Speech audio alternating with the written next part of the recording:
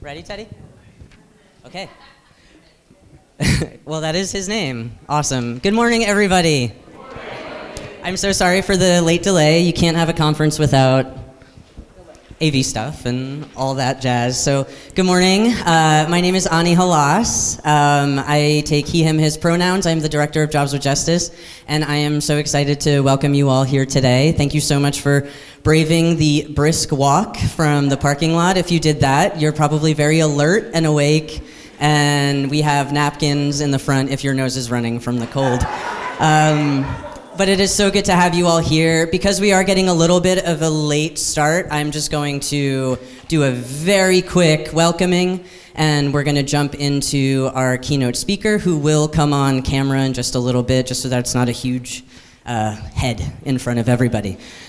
So the first note I want to make is, just so everybody knows, there will be interpretation provided throughout the day from English to Spanish. So if you are a speaker or if you're asking a question, just asking you to be mindful of speaking up and being loud so that the interpreter, Analia in the back, thank you Analia for being here, so she can hear, and also to speak slow, and that's a reminder for me right now too, because I speak very quickly. So officially, good morning everybody. Welcome to the 2022 Jobs with Justice Conference.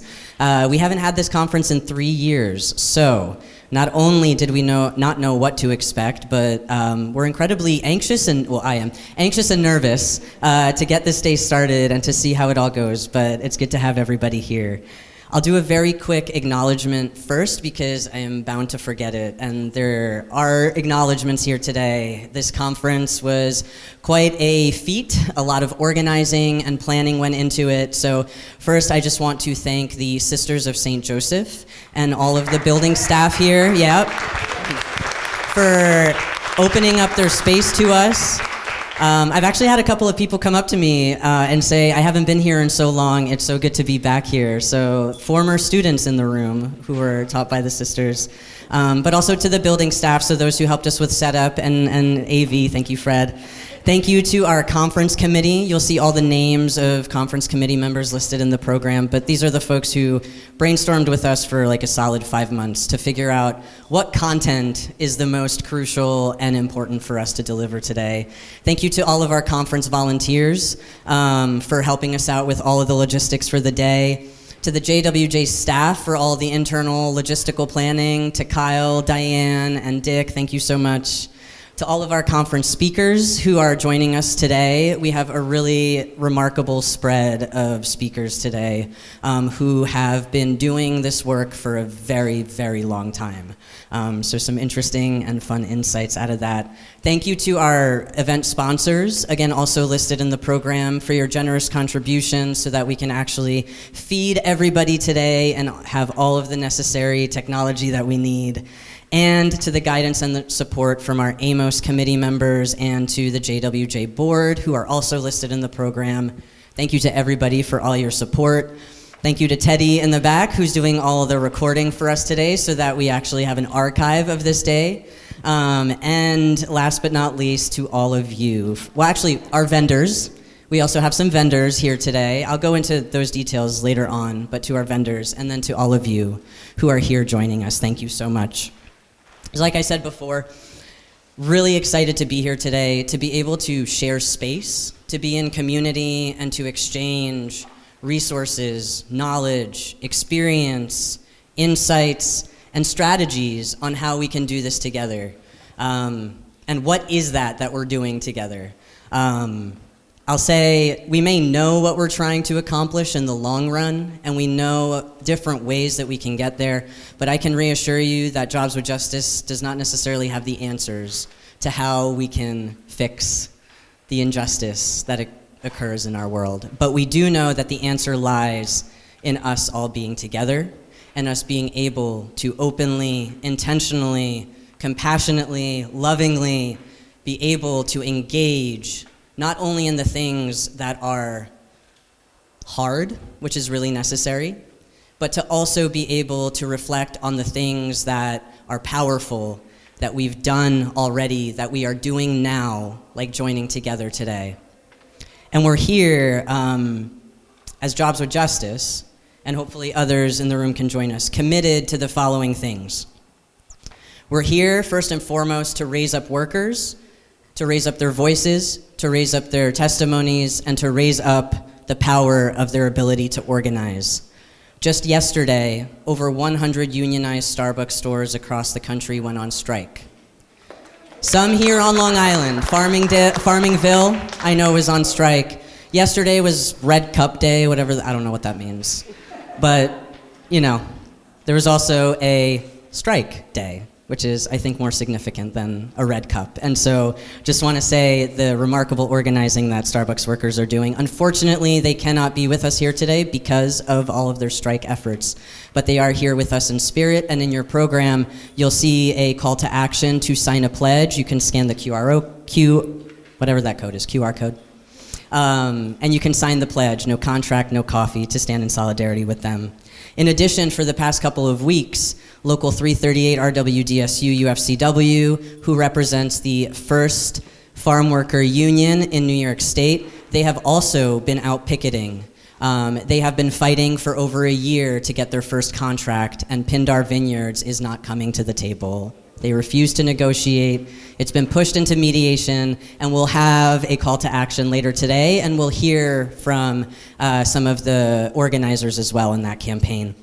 And excluded workers across the state, some who may not have the opportunity to unionize, some who might have the opportunity to unionize, like Local 338 and the farm workers.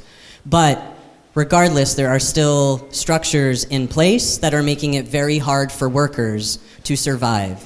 Structures and systems like unemployment insurance that do not offer support to a very large demographic of workers. And so there are excluded workers all across the country, here in New York State, fighting to change those systems and change those structures.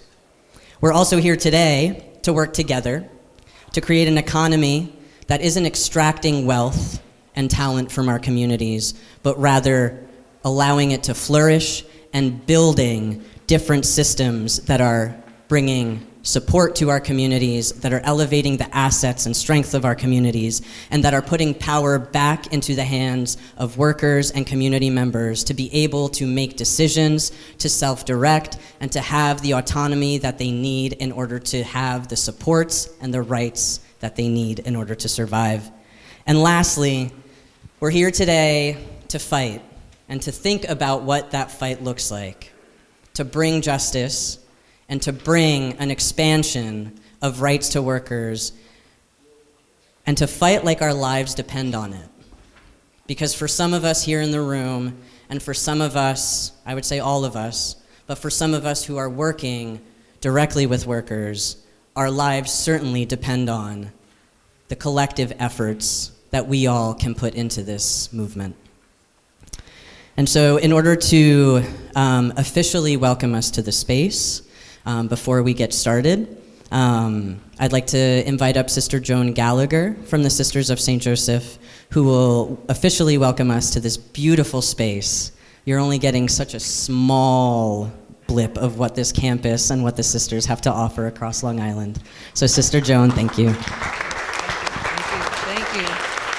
Thank you. Buenos dias. Akwe. Good morning to you all. And on behalf of the Sisters of St. Joseph, our associates and partners in mission, I welcome all of you to this land, this sacred space that we hold in sacred trust.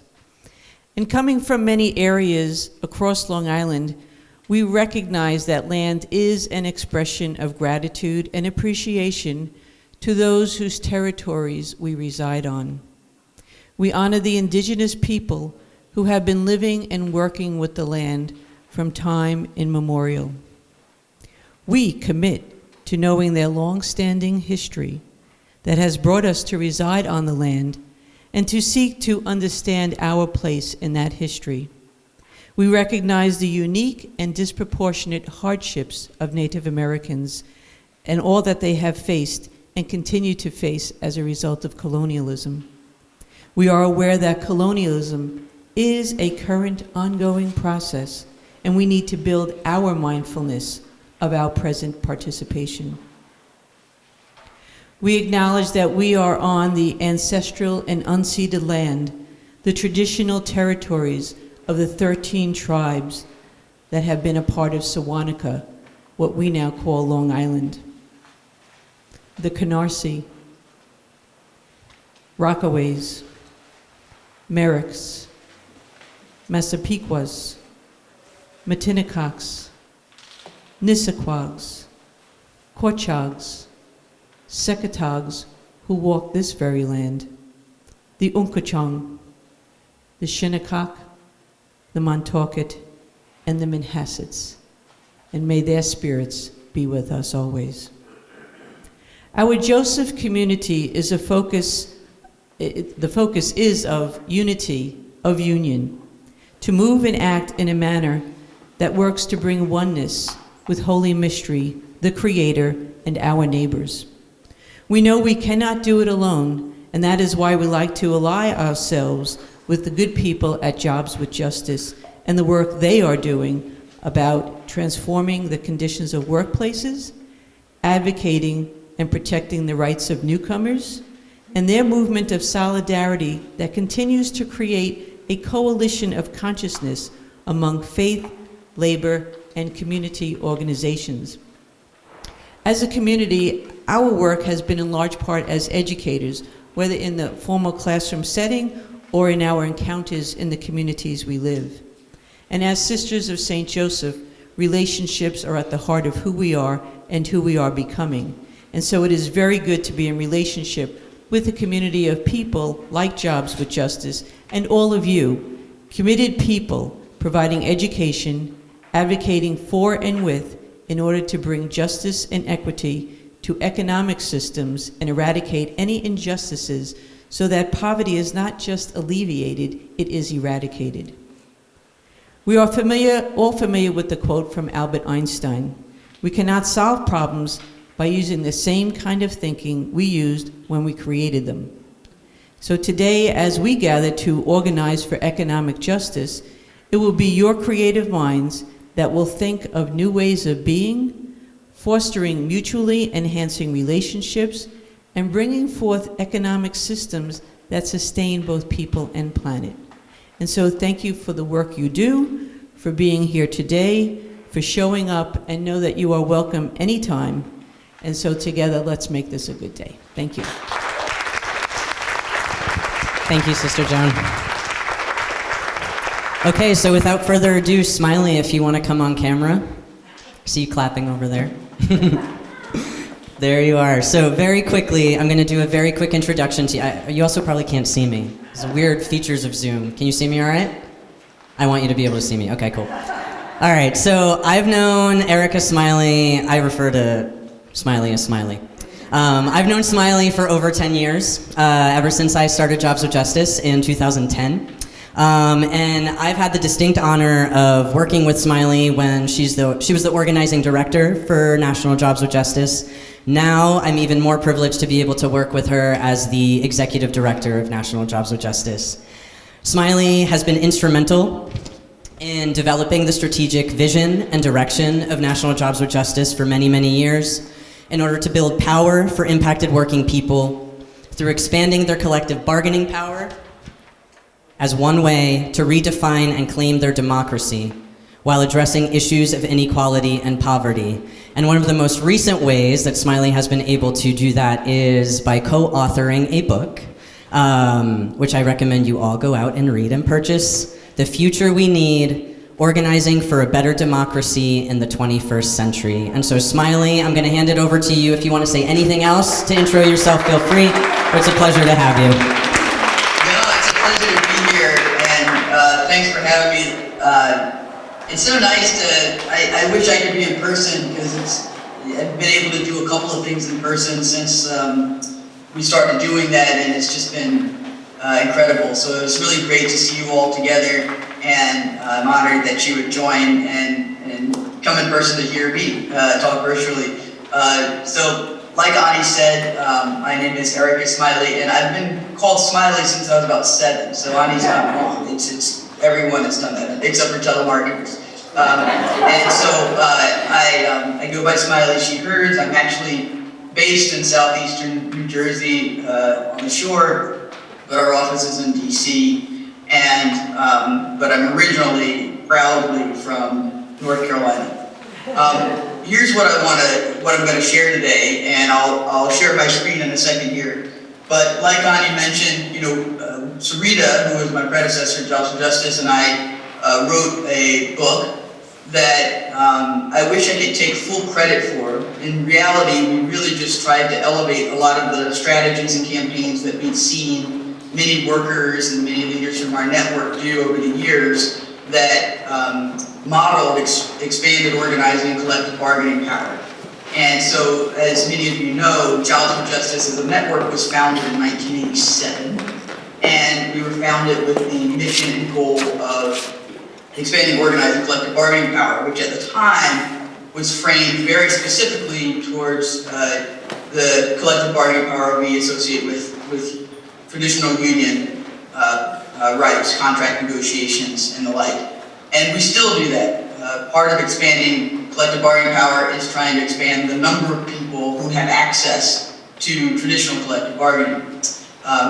At the same time, over the last 35 years, we've evolved that to imagine how we could apply this brilliant thing that workers have been doing for years, even before the New Deal, before it was legal, how we can expand collective bargaining to other economic relationships, and also to the way that employment is organized today, which is very different than when it was organized in 1935. And so it's not so much a replacement of, but an expansion of collective bargaining power. And again, as much as I'd like to think this is a new idea, a lot of the things I'm going to share have been practiced for centuries by regular, everyday working people who've been trying to vie for power in the economy. And so we wrote this book, and again, our names are on the cover, but credit really goes to the network and the workers who are testing these ideas. We wrote this just to try to reinsert organizing collective bargaining as a thing that people should want in the world, as a solution to the crisis in democracy, and also as a modern take on what it looks like and what it would mean to expand that.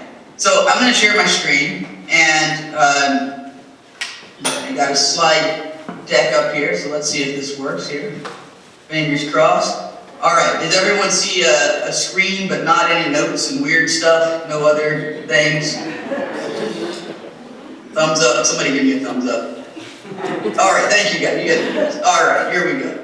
Okay, so this is a book, and I know Ani got a couple copies, so hopefully some of you can pick one up today. But one of the first agitations that we wanted to do in this was to use the pedagogy of storytelling as a way of inserting this discussion into public discourse. All right, that was a lot of really big foundation words. How do I narrow that down? We wanted to actually show that the people who came up with the strategies oftentimes were the workers themselves. That there's this kind of false dichotomy in the movement between this idea of you got your organizers and strategists and staff, and then you've got your worker leaders who can kind of just tell their stories and that's it. But in fact, in this era, in this day and age, that those lines are very blurred. A lot of times the people who are staffing it, like Lydia Victoria here that you see on the left, are worker leaders themselves, and they're the ones who are actually defining the strategy. The other intervention we were trying to make here was to show that the majority of workers actually are women, and many women of color, and so we wanted to kind of put a modern spin on who workers are. And as much as we all love the very burly kind of Paul Bunyan looking dude with an axe and the historic pictures that we see of workers, you know, that there was another angle to also see, and we wanted to really highlight and visualize that. And then the last one here is that women and people of color were not simply equipped just to tell their stories or to tell their stories of woe or exclusion or whatever, but actually had some presentation, and I'll try to be as fast as possible without driving the interpreters crazy, so that we can get to discussion, given that we started late. But I'm going to try to emphasize the primary lens and framework of what we mean by expanding organized and collective bargaining power at Jobs with Justice and what's in the book. Okay, so here's the first, this idea that of democracy. This idea that organizing collective bargaining power is not simply an issue of workers' rights, but an issue of how we expand and build democracy. And I'm going to explain more on that in just a second, but first I want to show you this map. This is from 2018, and on the left is the traditional kind of electoral map of county by county, who went Democrat, who went Republican, all that kind of stuff. Okay, so a lot of people will use this just to say, okay, well the vanguard, if you will, the front line of teachers who walked out must be in some of those deep blue areas, or on this map gray, right, in Charleston and Honolulu County and Marion County and all this kind of stuff. But what we learned that the counties where work stoppages began is the map on the right, are these three bottom counties, Mingo, Logan, and Wyoming County, which, if the other maps were in color, right, these are deep red counties in West Virginia. And so you might ask yourself, how is it that the most militant frontline base of the teachers in West Virginia during the 2018 work stoppages were from what seems, and we learned a couple of things. Not only were a lot of the people who lived in those counties descendants of mine workers, people who've been a part of the Blair Mountain Strike and other actions that are now very much chronicalized in many history books, but they were people, mostly working class white people, who felt like both the government, both parties, corporations, everyone had failed them. And like many people in this position in the 2016 elections, for example, right? They threw out a vote that was more of a disruption than based on some level of ideology or conservative values. They just needed something to shift, something to change.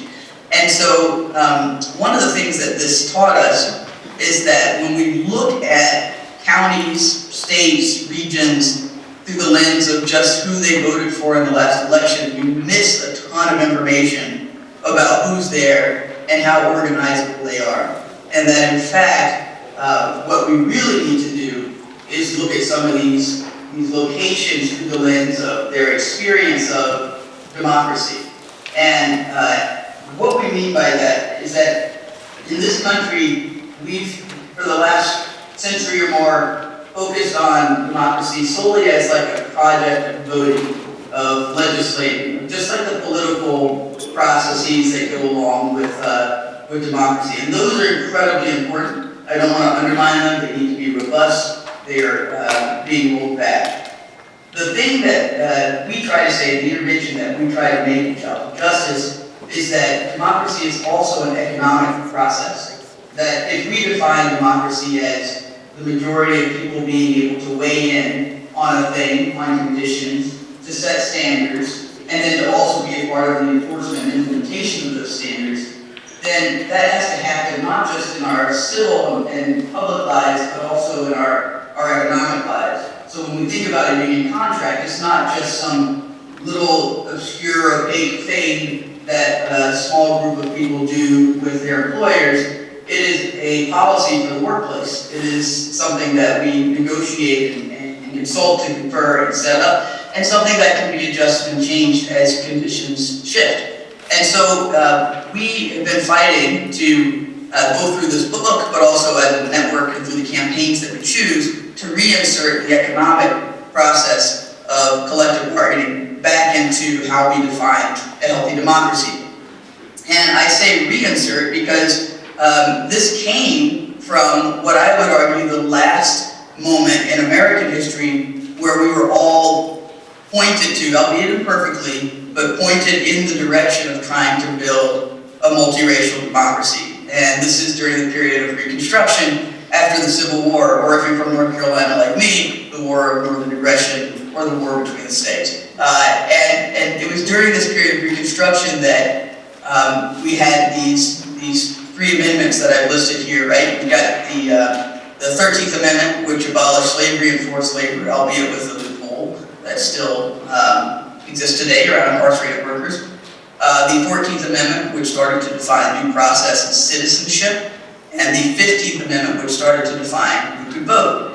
And these amendments came during a period where the government and many movement leaders were actively trying to incorporate a population of formerly enslaved black workers into society, where there were, even in the 1870s, there are statements and articles about what it means to build a multiracial democracy.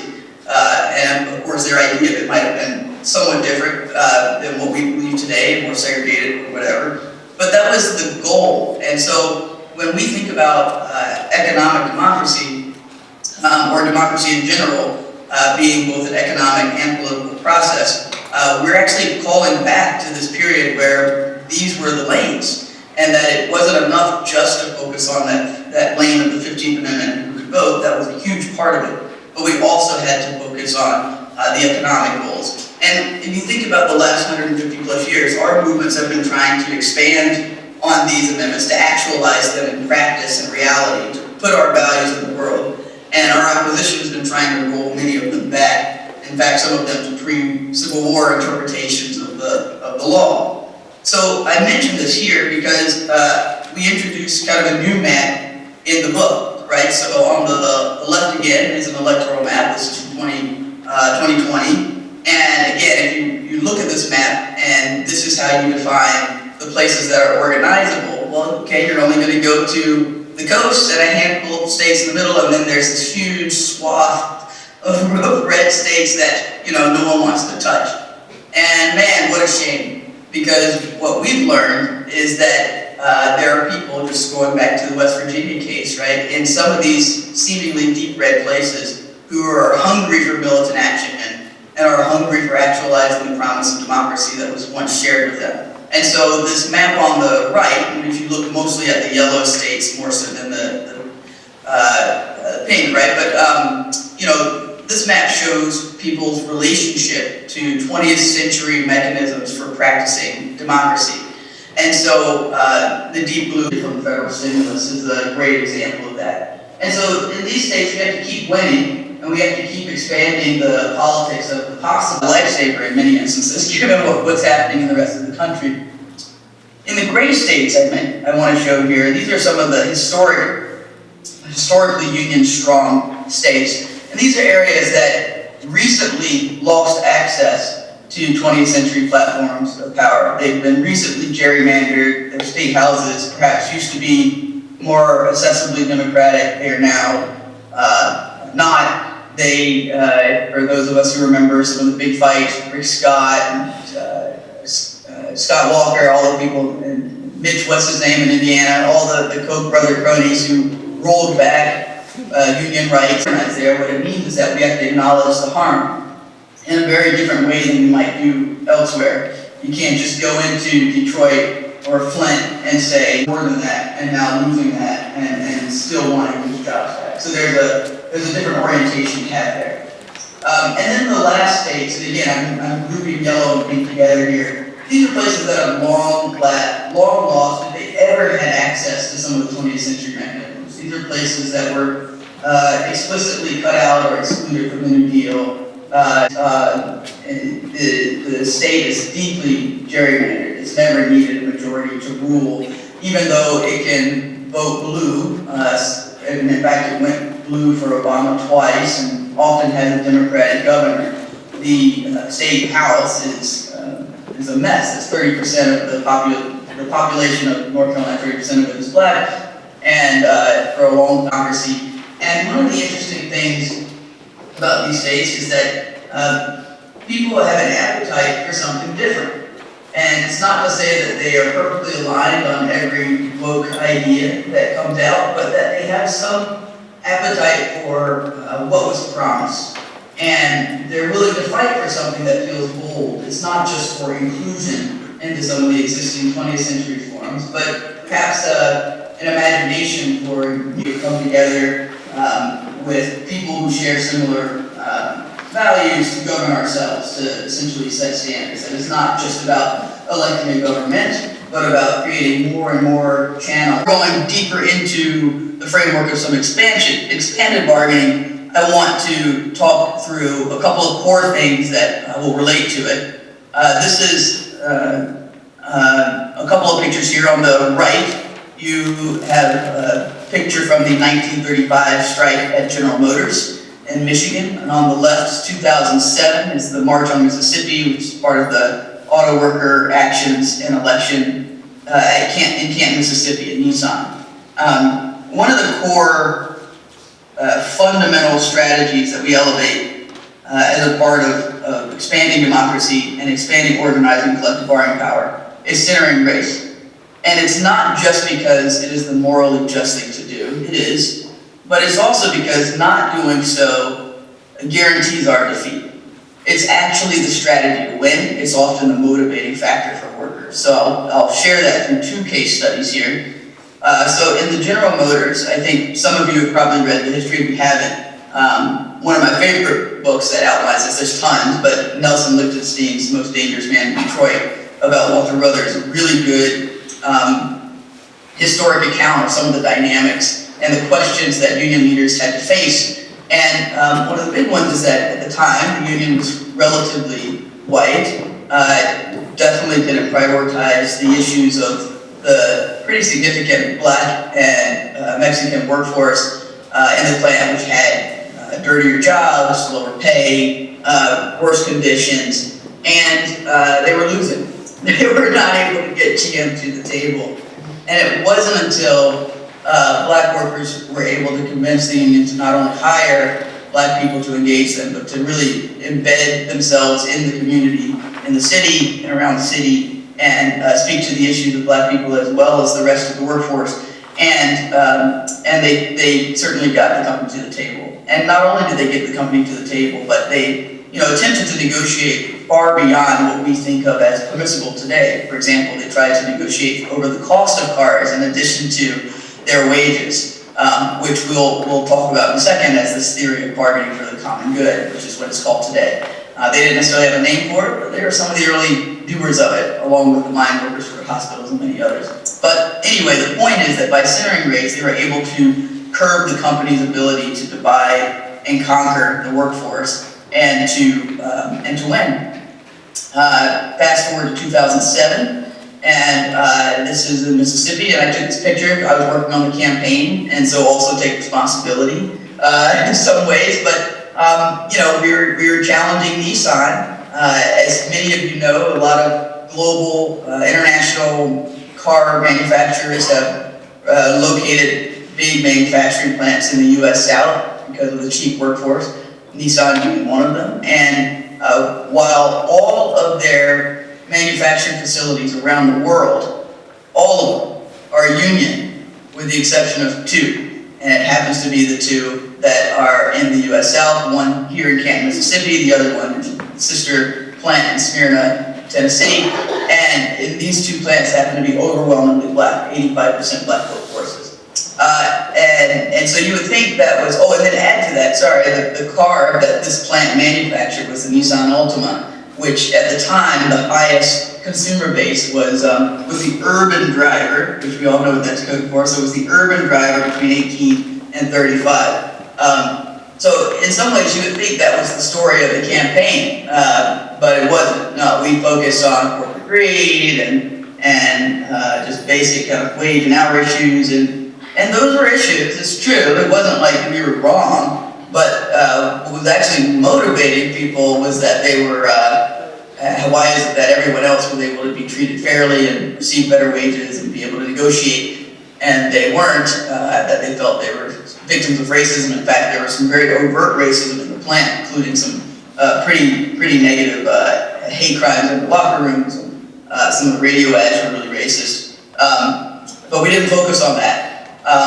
And we lost badly. We lost really badly in that election, and it wasn't even the first election. So hopefully we'll learn our lessons and continue to organize and center race as a strategy to win. This is an example that probably is more familiar with you. These pictures are from April of this year. On the left, you've got Big Mike from the Amazon Worker Committee in Bessemer, Alabama, right outside of Birmingham. And on the right, these are workers from Staten Island, from the Amazon Labor Union.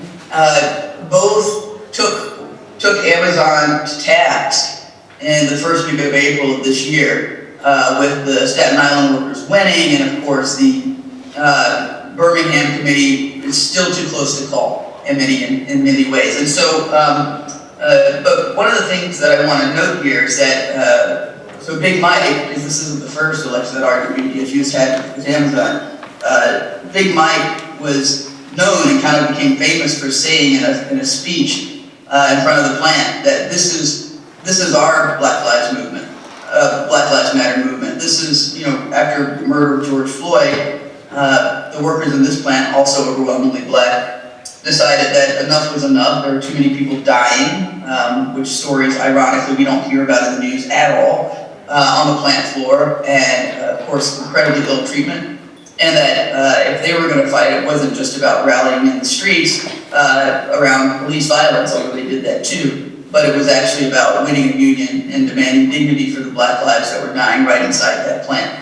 And similarly in Staten Island, I think a lot of us know the story of Chris Smalls and Derek and some of the others who walked out during the pandemic demanding personal protective equipment and then were arrested and very dramatically escorted out by police. And this was one of the motivating factors for why workers turned out to vote yes for the union and to overwhelmingly vote yes at that particular facility.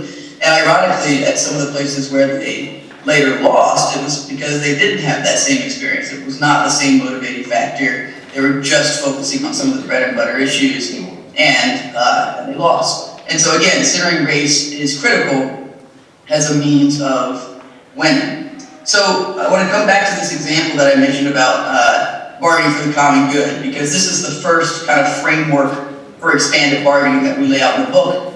And this is basically expanding the way that we think about existing contract negotiations, existing bargaining. And this isn't a new thing. This is like, you know, in some ways, this is the crux of historic social movement unionism. But the long and short of it is that you see contract negotiations as a site of struggle for the issues of the day, just as you might see election day as a site of struggle for the issues, the current events that people are talking about. And so all bargaining for the common good does is put the issues and demands of people who are outside of what might be considered the traditional workplace bargaining unit into discussion at the bargaining table. Of course, the most popular example of this is the Chicago Teachers Union in 2012. I'm actually going to give another one from the Twin Cities, which is one of my favorites, where teachers worked with parents to develop their demand list for the bargaining table and their contract negotiations. And they won a couple of things, one of which was that that no families could be deported during the school year, that it was having a terrible impact on the school systems, and that the police wouldn't cooperate right with the feds during the school year for that, as well as evictions, that there couldn't be evictions during the school year in certain places. These are huge victories that, you know, housing organizations, tenants' rights organizations, immigrant rights organizations, things that we fight for like constantly. But instead of just letting the impacted communities fight for that in the political arena, legislatively and lobbying and elections and all this stuff, they also took it to their negotiations and made it an issue because the school system is such a large employer, and that many of the people who were impacted by these communities were impacted by the school system, to use that as a place to negotiate around that issue. It's hugely significant. Similar to centering race, I wanted to lift up this notion of centering gender, and the most recent Me Too movement, while gender-based harassment, violence, injustice happens throughout our lives, the most recent iteration of this movement was a work-centered movement, the Me Too movement, whether it was very well-paid staff of Harvey Weinstein or very poorly paid staff at Starbucks, that this notion that you shouldn't have to face discrimination at work, and that that not just discrimination based on wages, but also based on harassment, treatment, opportunity, and the like is unacceptable. The thing is that similar to race, it's not just unacceptable because it is morally wrong and repulsive. It's also unacceptable because not centering gender means that we will lose. And so there's a great example of workers who are in a very unlikely place, who focused on gender-based violence as like the primary motivating factor of their base, and won in a way that we had never been able to win before, similar to the Amazon workers I showed earlier. And this is Jasari, it's her picture. She was murdered by her manager in a garment factory in a small province of India, in Tamil Nadu.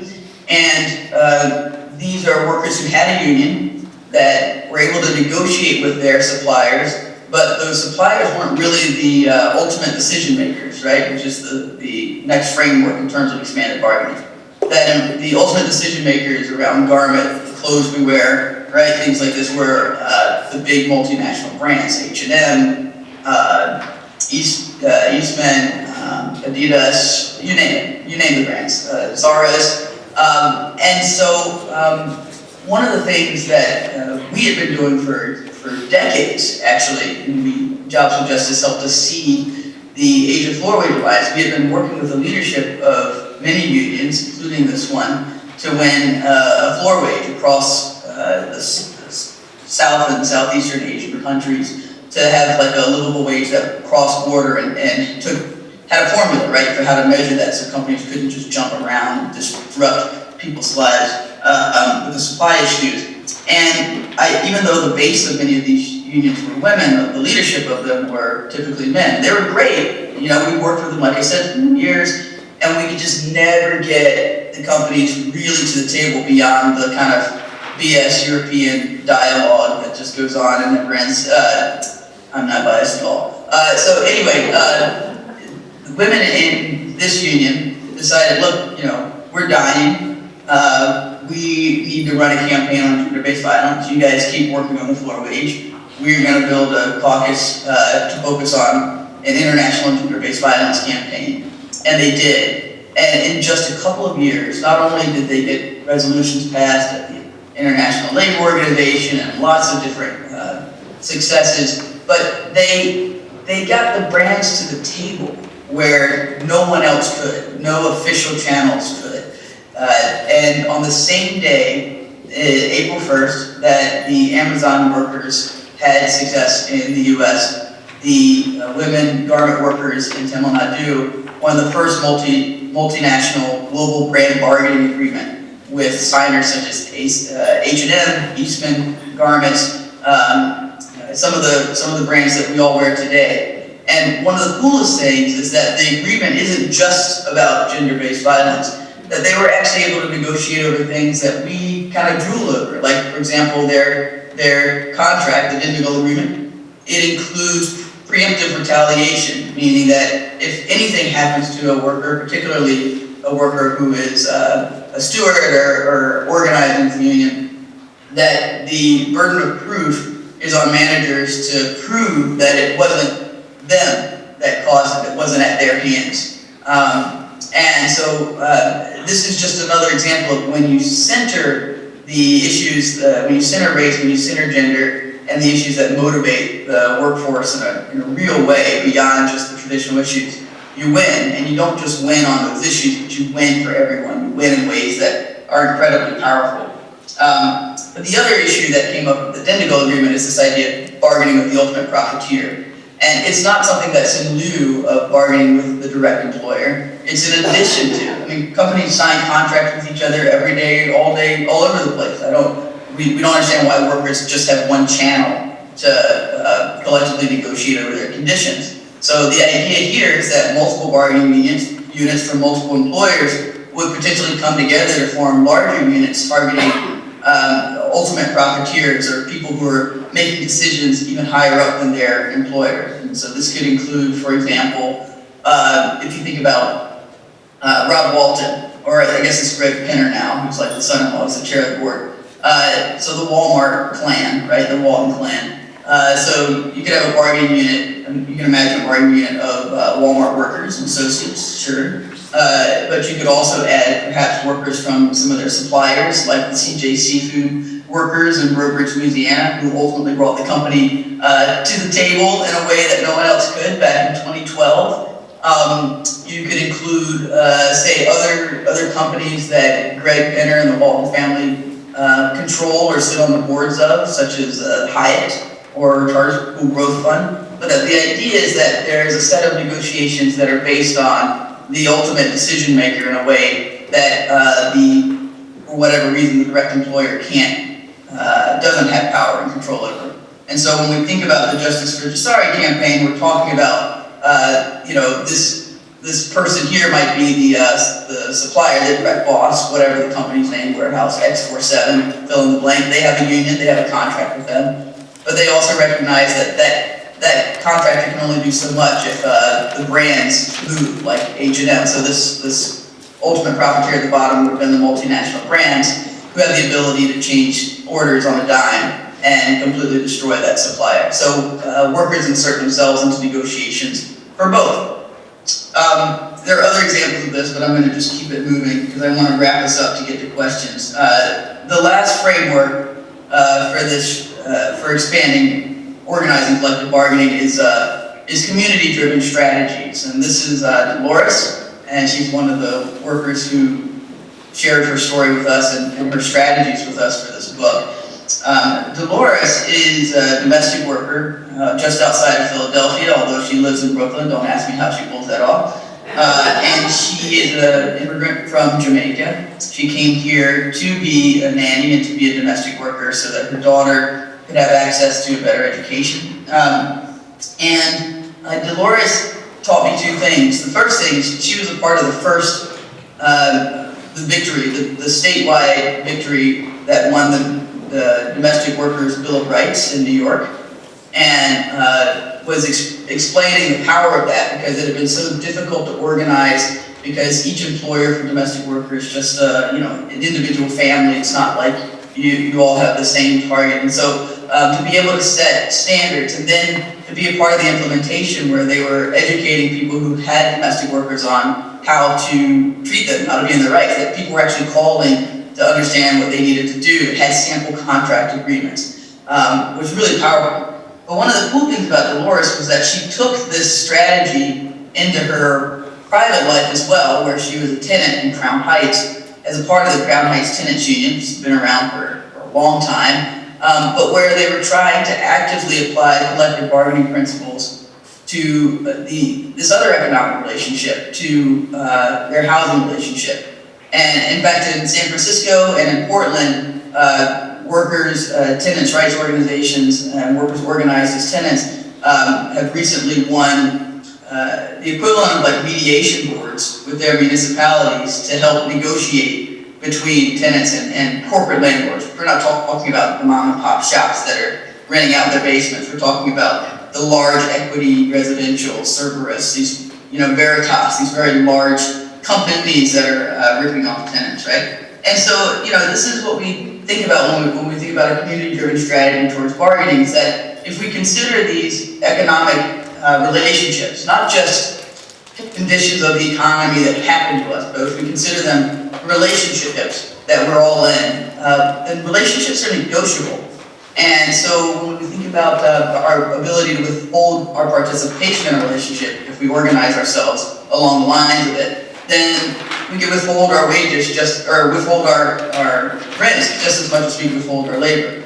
Or we can withhold our mortgage payments just as much as we withhold our labor, or our debt payments. And so community-driven strategies are anchored in this idea that we could apply collective bargaining to other economic relationships, to where the person on the other side of the table is maybe not an employer, but say the bank that holds all of the mortgages of an area. Say if all the people who have a mortgage with Wells Fargo in a community try to negotiate or renegotiate interest rates, or all the people who held student debt with Navient would try to renegotiate those rates, or all the people who held a tenant relationship, had a lease with Equity Realty, try to negotiate. That's actually what's happening in California, where all the people who have a lease with Veritas are trying to renegotiate a set of standards and ensure that their buildings are, the health and safety of their buildings. And these things are happening alongside worker organizing and collective bargaining. In fact, like Dolores, some of the same people who are organizing for a contract in their workplace are trying to organize contracts in their homes and other economic relationships as well. Okay, so here's the last thing that we say in the book, and this is really important because we talk a lot about collective bargaining, but in order to collectively bargain, you got to get to the table. In order to get to the table, you got to organize. And in order to organize, you need to actually be strategic about what power you're trying to organize into the fight. And so this framework, which I want to emphasize here, is from Beverly Silver, who is I don't know what she would call herself, a political economist. I don't know what her title would be, but she's at Johns Hopkins and a really good thinker. But in any case, when we think about power, we like to talk about it very generally. People say it, you know, we got the power in numbers, right? All this stuff. We often just think about it through that lens, that it's just like if you get enough people out, you can win. If you get enough people out to vote, you can win. If you get enough people to boycott a thing, you can win. And that is true in some instances. That's what she calls associational power, the power in numbers, the power of the majority. And that is one form of power that we have through some of the channels that I mentioned. But workers also have other forms of power, as do workers, both as employees as well as other people existing in the economy. One of those is, of course, market-driven power, where workers are able to control a set of skills in a labor market, and thus, in order to get access to those skills, you have to go through the workers. And not surprisingly, this is most evident, say, in building and construction trades, where you have to go through the hiring hall to get access to skilled labor. We're also seeing it, though, in other sectors, like in domestic work, in day laborers, and some of the temp work agencies that popped up around New Jersey, North New Jersey, and also, and I'll talk about this in just a second, but like it changes sometimes. Sometimes the what used to be market control actually pivots to something else, right? So I think the Postal Service is one of the best examples of that, where it used to be a very highly skilled job to sort mail in this very particular way, to do it quickly, to get it out without making any mistakes. Then the machines came and shifted that. And then they had a different form of power. It looks like power had been taken away, but actually it shifted to this last form, which is control of production, which really doesn't require necessarily that many people. I mean, it requires a couple of very strategically located people who can stop production, implement a disruption to profit making, and then get the company to the table through that lens. And I like to talk about this from the French word for sabotage, which I learned, and don't even get me try to start to speak French. I sound like I'm just trying to burp into the microphone. But so sabot, I don't know how to say it, is really just a wooden shoe, right? And the word sabotage came from cobblers and cobblers union, workers who would just take the shoe and throw it into the machine to jam it up. That's, if you think about that, that is the essential or the fundamental vision of what it means to have power at the site of production. And so certainly we can see this on big manufacturing assembly lines. We can also see this in big data farms. The people, this is why Amazon likes to keep their location of their data farms secret, because that's a lot of power to unplug one of those things. And that is actually a form of power to use to get to the table. And so, understanding the power that workers might have in a given situation, or a community might have in a given situation, is key to then knowing how to organize in order to get to the table, in order to get to collectively bargaining. And that is not always just power of the majority. Even though, we think about the NLRA and the NLRB process as the process of elections, and getting 50% plus one, that's not the only way to get to the table. And in fact, even in the year after the Wagner Act was passed, the year that it was first kind of institutionalized that running a union election was legal and was protected activity, even in the year after it passed, 75% of the workers who formed unions that year formed it through more militant action, through having control of the market or control of production. So just want to share that statistic. And again, power doesn't go away, it simply moves. So we end with this question of the future of work, which is like the big topic of discussion in the country all over the place. And everyone wants to talk about this inevitable future, the robots are coming, you know, gig work is the new work, all this stuff. But the key thing we wanted to emphasize, that many of you know, is that it's not so much a question of the future of work, it's a question of the future of workers within that. And that, in fact, when workers have access to decision making and access to conversations about who benefits from these things, then the future of work itself and how work can shift isn't so scary. It's also becomes clear that some of the tactics that are being shared as new, such as platform work, right, like Ubers, the Task Rabbits, the DoorDashes, are not new at all. They're just kind of like modernized strategies that have been used historically to disenfranchise and misclassify working people. But here's the cool part, right? Because I'm not just here to talk about the problem, we're talking about solutions. So there's a platform at the time called Handy Crow that would lease out domestic workers to different jobs, cleaners, nannies, you fill in the blank. And because domestic workers were actively excluded from the National Labor Relations Act, because they didn't have jurisdiction under that, they just negotiated a private agreement in court with Handy Crow that includes some of the same provisions that you would see in a collective bargaining agreement, and what you have up here. And one of the coolest things about this is that not only did they basically negotiate a collective bargaining agreement with their, with kind of a grievance process too, I didn't list that up here, I should have. But the pilot states were Kentucky, Indiana, and Florida. So not exactly the deep blue states on the electoral map. And so workers are incubating and innovating a lot of creative things. And I know that very few people think of domestic workers as being the frontline innovators of the gig economy and of organizing collective bargaining in the gig economy. And yet, they have a contract within the gig economy. The last one here is on this question of automation and new technology. And this is Jeff Crosby. He's one of the few dudes that was able to share his story as a worker and a worker leader and an organizer in this book. And so you know he's very special. But he's with the electricians up in Connecticut, in Massachusetts. And he told this fantastic story about when he was young and how the transistor radio was coming out and how it was going to ruin everything. It was going to take our jobs and do all this stuff. And, you know, he since then, of course, he's retired now, but went through many different moments where some new automated thing, some new robot was going to come in and take our jobs. And what he said was that when workers had a direct say in what the technology was, what it was going to be used for, and also who would benefit from the increased productivity, that we were actually all made better by it. And the story he told was at the General Electric Factory of the Future, which some of you may remember from the 80s, and the union had a technology committee that was trying to negotiate over how work would be done in that factory, this new future, nouveau way of production. And the company didn't listen to those workers, and they went ahead with their own plans, putting in millions of dollars, and the factory failed. It was like a relic of itself. It failed within a couple of years. It was a total disaster, total embarrassment to the company.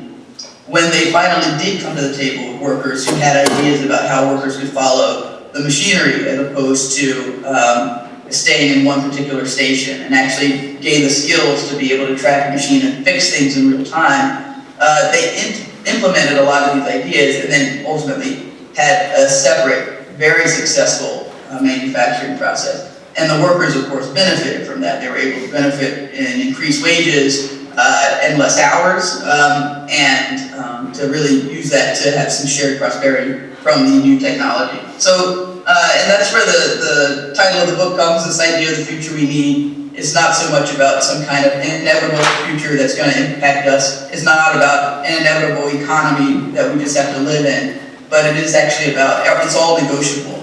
And that we have a tool and a strategy that our human ancestors have been trying to access and win for centuries in organizing collective bargaining power, and we need to be using it often and everywhere as a way to preserve our democracy. So that's my presentation. I'm going to stop there, pass it over to Ani to tell me what to do next.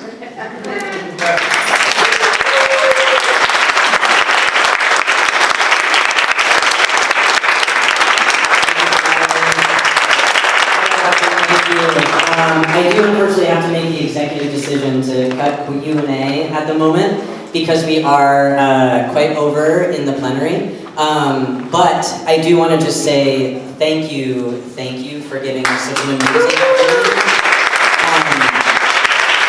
I hope that the work from Smiley will carry over into all of our discussions today because again, and actually this is one of the unique things about JWJ is that we have unions in the room. We have non-traditional labor organizing organizations in the room, meaning not organizations that don't necessarily unionize, but are organizing workers. We have community-based organizations in the room whose membership are workers. We have faith-based representatives in the room who preach and worship with workers. And so we are all connected by labor, and we are all connected by workers and what they do. And so Smiley, thank you for reminding us of that, and also reminding us that even in places where it is deeply red and deeply conservative, like Long Island, I think we all know that, the energy and the, what did you say? The hunger to actualize is very, very real out here. And I think that we will find that amongst all of us here today. And for also reminding us that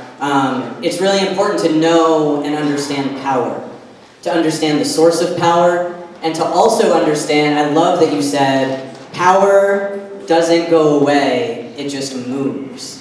And so how are we moving with power? How are we moving against certain types of power? And how are we moving so that we build our own power? Thank you, Smiley. I really appreciate it. Thank you, guys. I'm gonna go, but have a great conference and solidarity. Take care, Smiley. Sorry, I'm just going to stop record. Don't go anywhere. Please stay. Recording stopped. Okay. So I'm going to give a quick update on the schedule for the conference. We are a little bit behind, but I think it was a worthwhile delay. We're going to go right into our workshop session. So for those who are moderating workshops, just so you know, the new adjusted time for ending will be 11:45. We have a lot of breaks built into the day, and I'm glad we do for this very reason. So the workshops will end at 11:45. We are still hoping to start lunch at noon. It might be just a few minutes delayed, only because we want to make sure that we accommodate. We are going to have a yoga and meditation session in this room right after workshop session 1, between that session and lunch, from 11:45 to, well, actually from 11:50 to 12, if you want to do that. We also have access to the chapel, which is down the hall over there, if anybody would like to go in there for any quiet reflection or prayer throughout the day. As you see fit. We really wanted to build in regenerative and rejuvenating practices throughout the day as well. And then we'll just move on with the rest of our programming as is. I do apologize, we will have to cut just a few minutes off of the workshops, but we'll move right into them right now. So in this room will be the Equitable Economic Development workshop. In the room right next door, which is the large room, will be the opportunities to support the forgotten working poor. And then on the other side of the hallway, in the parlor, in the small room, will be the From Relief to Repair, the Fund Excluded Workers workshop. So thank you, everybody. I'm going to be bouncing between rooms right now just to help you all set up with PowerPoints and things like that. So in the excluded worker room, Nadia, it's a computer, but I'll be there in a second.